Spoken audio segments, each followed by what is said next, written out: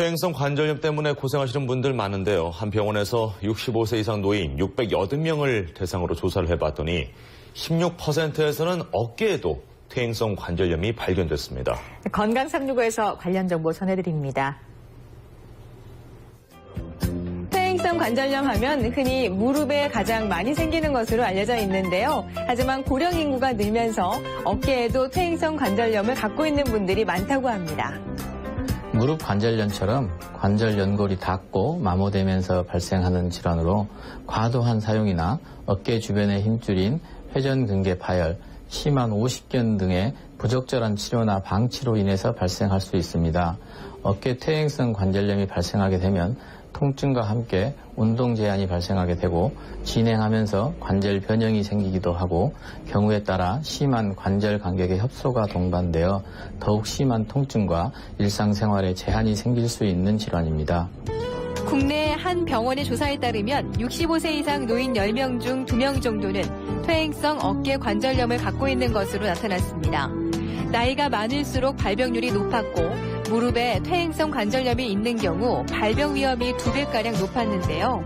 그렇다면 퇴행성 어깨 관절염은 오십견이나 회전근개 파열 같은 다른 질환과 어떻게 구분할 수 있을까요? 어깨 통증이 생기면 흔히 오십견을 가장 먼저 떠올리는데요. 실제로 오십견 환자는 전체 환자의 5에서 10%에 불과합니다. 가장 흔한 퇴행성 어깨 질환은 회전근개라고 하는 힘줄이 닿아서 파열되는 회전근개 파열인데요.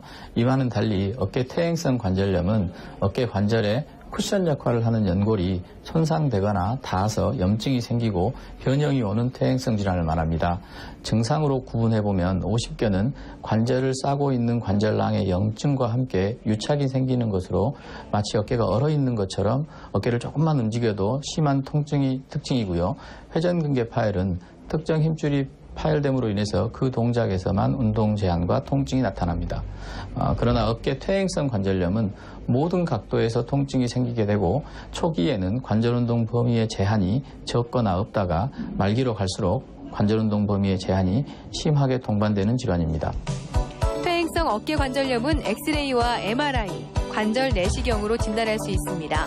어깨 질환은 종류가 다양하기 때문에 정확한 진단이 필요한데요. 전문가들은 특히 다른 부위의 관절염을 앓고 있는 70세 이상 고령층은 어깨 통증이 나타나면 초기에 전문의를 찾아야 큰 수술을 피할 수 있다고 강조합니다. 어깨 퇴행성 관절염은 초기에는 약물치료나 물리치료, 보조기 사용 등 비수술적인 방법을 시도해 볼 수 있습니다.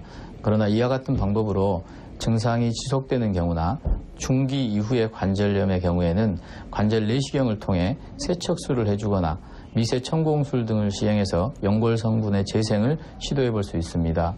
그리고 골 변형이 일어나서 관절 운동 제한이 심하고 통증이 심한 경우에는 어깨 관절에 인공관절 치환술을 고려해야 합니다.